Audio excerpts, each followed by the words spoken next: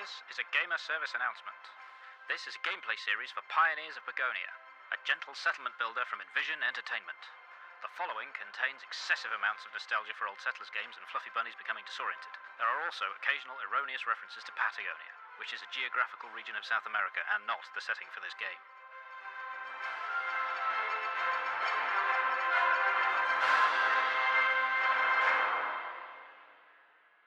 Welcome to the early access of Pioneers of Pagonia. We are happy to see you here. Playing Pioneers of Pagonia, you might miss some features or encounter bugs and crashes. Feel free to let us know about them, as well as your general feedback and thoughts over on our Discord or in the Steam community forums. Our community's feedback is invaluable to us and helps us make the best possible version of Pioneers of Pagonia, so don't be shy, come and say hi. Thank you and have fun. Yours, Pioneers of Pagonia team. Well, thank you, Pioneers of Pagonia team. I shall do some of that, possibly. But mostly, I'm just here to play the game. So, let's start a new game. And we will just start with the first guidance map, because this will serve as a little bit of a refresher for me and will help introduce you guys to some of the systems as we go through. I'm not going to try and run this as a tutorial on how to play. This is just me playing and hopefully enjoying what I thoroughly enjoyed playing in the Steam Next Fest. I thought the demo for this was excellent. And I was really looking forward to it. I was very happy to discover that it was coming out quite soon. And here it is, early access. Released on the 13th of December, available on Steam. And we are going to show some of it to you now. So I'm just getting started with the basics. The things I know I need. I know I'm going to need one of these and another one of these.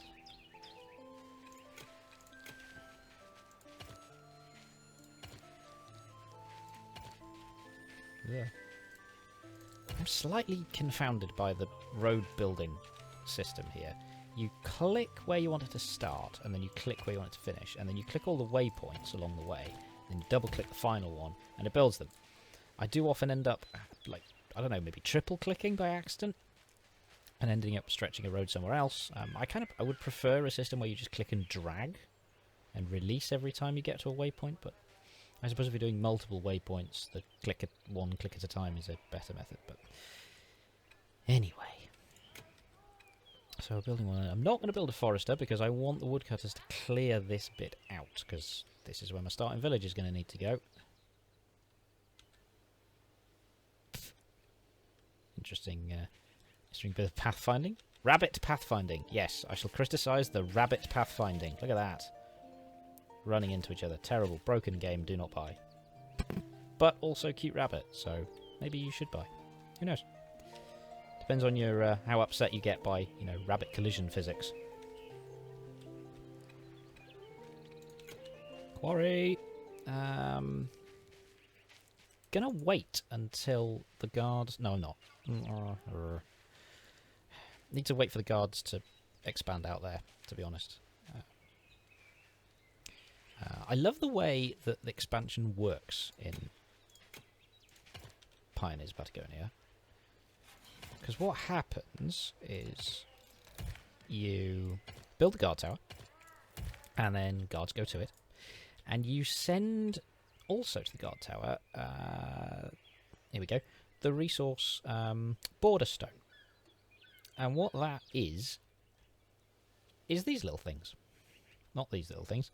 Enough of the rabbits already. These little things. Border stone markers. And what the guards do is they will take a box of these little pillars out with them to the border and plant new ones. and expand the border like that. And it is a brilliant system. It is so much better than the system available in previous Settlers, like Settlers... Certainly Settlers 2, and I will refer a lot to Settlers 2 as we play through this game, because A, it was my favourite Settlers game, and B, I think it's the one that this reminds me most of. And in Settlers 2, once this guard tower had been created, what would happen is that this border would leap a set distance away, in a radius, away from the guard tower.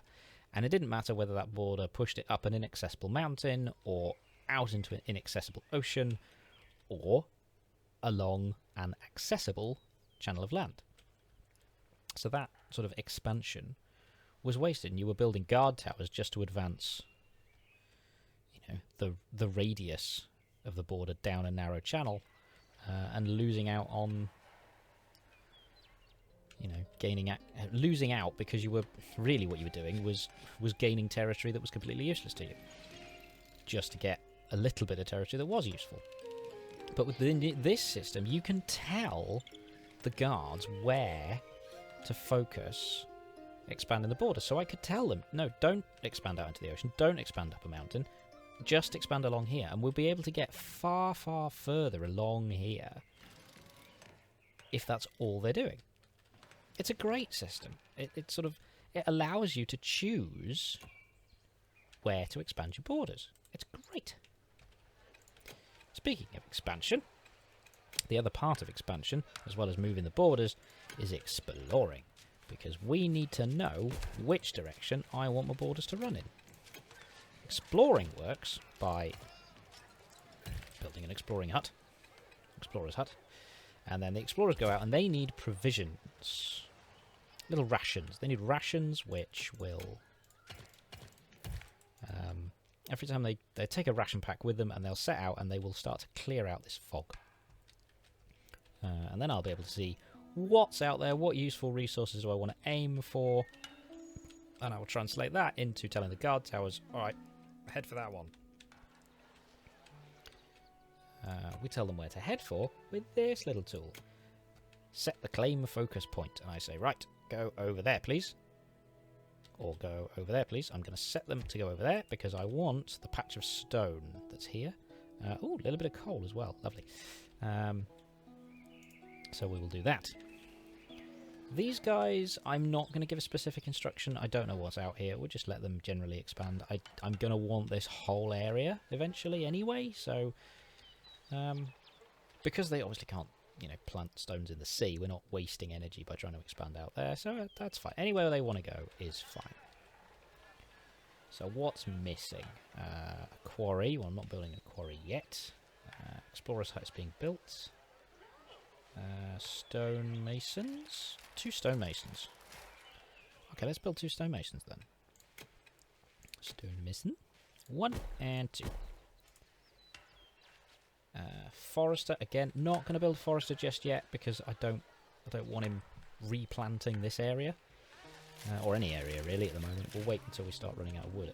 Speaking of running out of wood, I always end up with not enough wood, not enough cut boards, not enough firewood, not enough planks. So we'll see to that. Oh, and cottages apparently. We need cottages. 3 cottages. Don't really want to fill this bit up yet. 1, 2, 3. Lovely.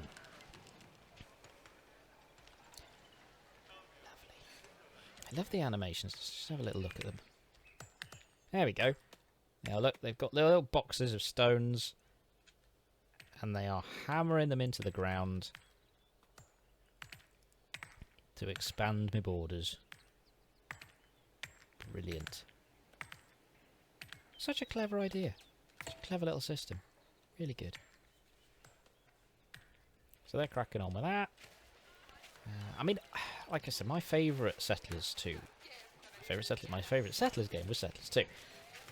And, you know, back then, it was isometric placement, 2D, sprites everywhere, no 3D animation. But I love the 2D sprites. But I have to say, these managed to capture the vibe of that, whilst, you know, looking good without being realistic. Don't want them to be realistic. The animations are good. Even little details. Little details. Scattering the dirt. These guys are flattening the terrain. So when it comes to construction, I think you've got diggers and builders. And the diggers come in with their shovels and flatten the terrain. And then the builders come in with their hammers and hammer them. While I think about it... Wooden stone... Ha! Construction camp.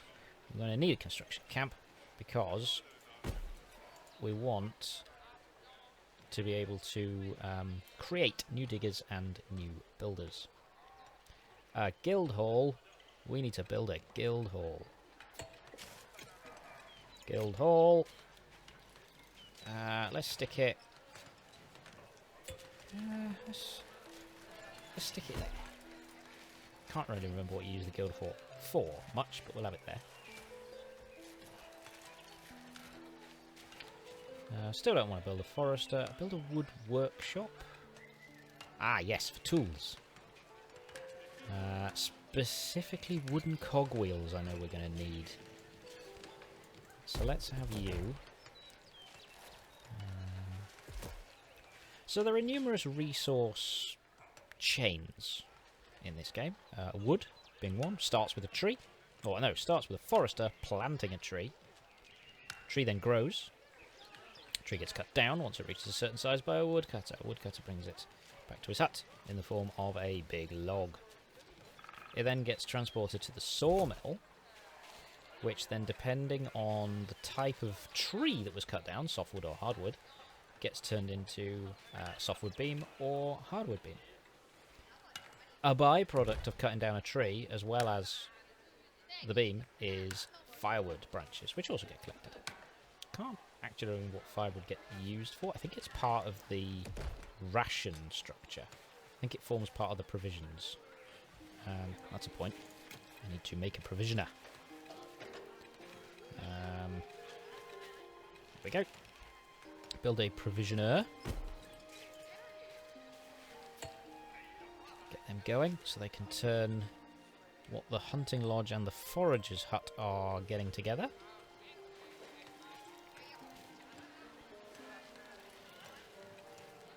Now, where was it? Oh yes, wood. It turns into hardwood, softwood beams, which are then used in construction. Some buildings need softwood beams, some need hardwood. I assume some need both. Some buildings only require wood. So like I think a woodcutter's hut, for example, only needs 4 softwood trunks to build that. You don't even need boards. Which is handy because if that wasn't the case and you needed boards, you could, in some situations, end up where you don't have any boards or you don't have any wood at all. No, because then if you don't have any wood, you still wouldn't have 4 softwood things to... Well, you would be completely stuck then. Sawmill? What does sawmill take to cut down? 8.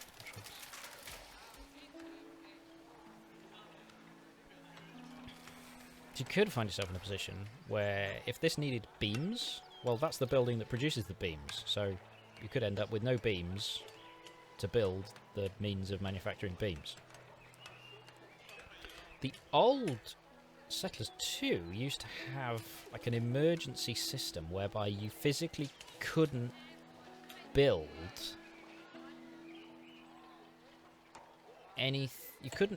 you couldn't use up your last like 2 boards or something. Whatever was needed to build a sawmill and a woodcutter, the resources needed to build a sawmill and a woodcutter would be automatically reserved if you didn't have both of those buildings anywhere on the map. So you couldn't accidentally build yourself up a cul-de-sac by running out of wood and not have the means to build any buildings in order to manufacture more wood. I wonder if this system... I wonder if this is got a similar system, so I could build everything and everything and everything and just somehow forget to build a sawmill and a woodcutter.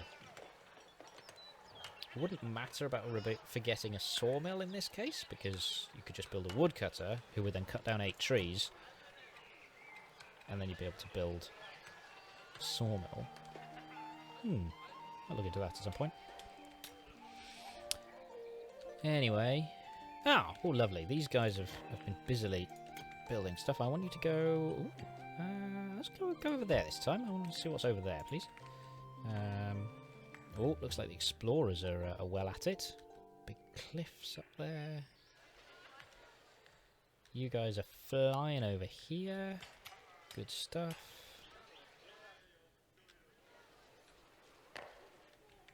Okay, now that we have access to the stone, let us build 2 quarries.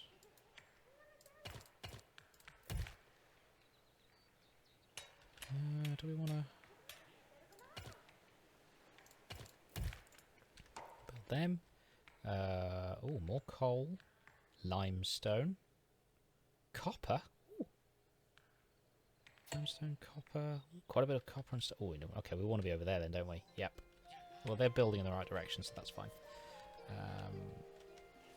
I think you should. Nah, we'll leave you to it.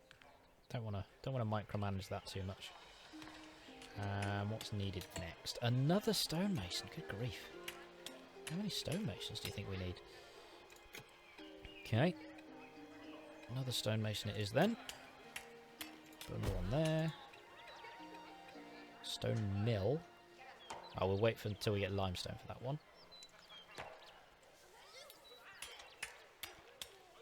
We are going to need...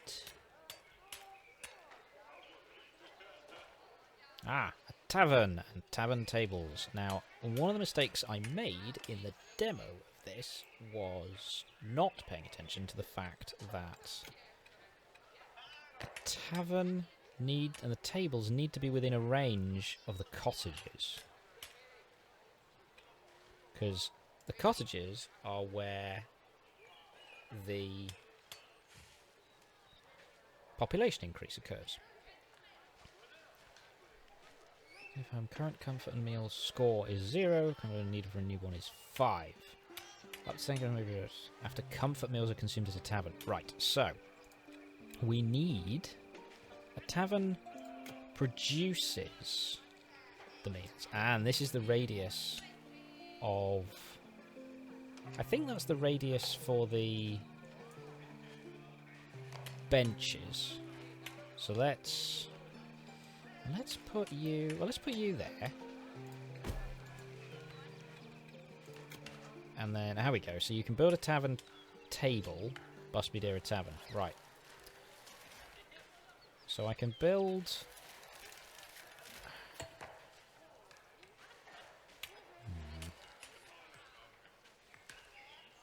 I'm already giving myself some problems here. Do you know what? No. Don't do that. Instead,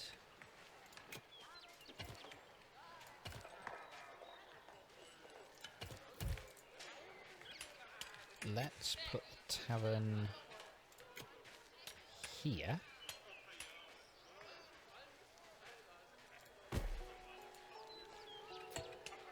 And now, because I'm going to want space for more cottages here, I'm sure. So let's put a couple of tables.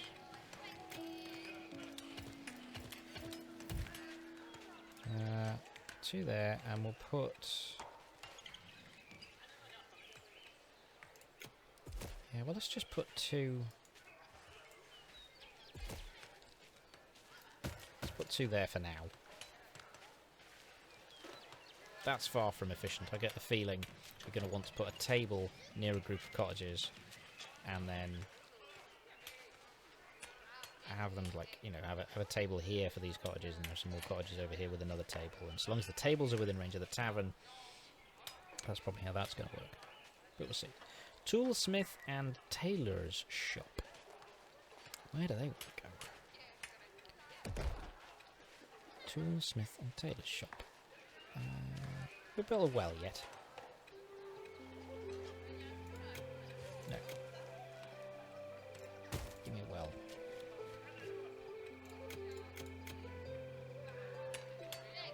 Our tailor's shop was over there, producing light armour, padded armour and a backpack. Okay. Again, don't want to build there because I want that space for cottages. So let's put them here.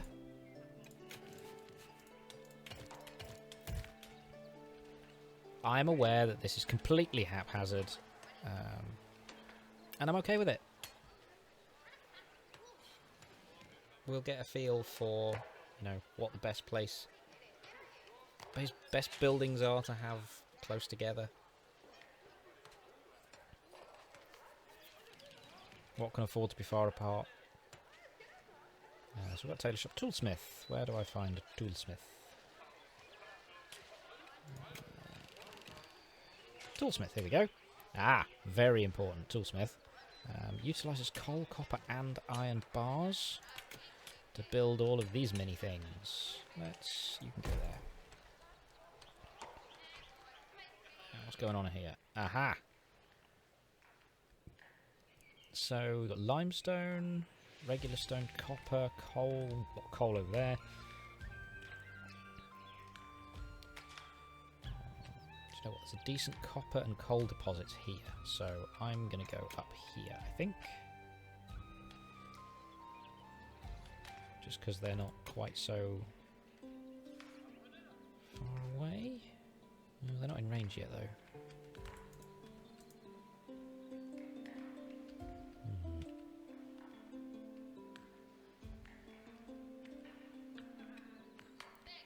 Just information you want to display at the top bar.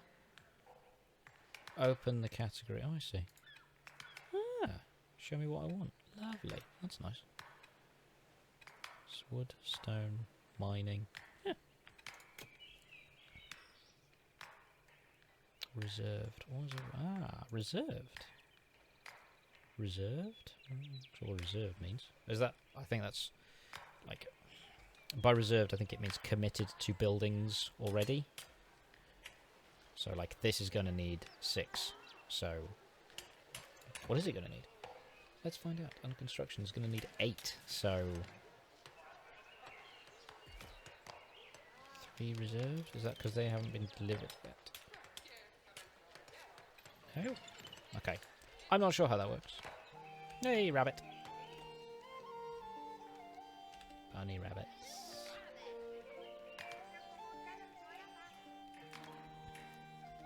Oh no! One rabbit didn't run fast enough. I bet it'd be delicious though.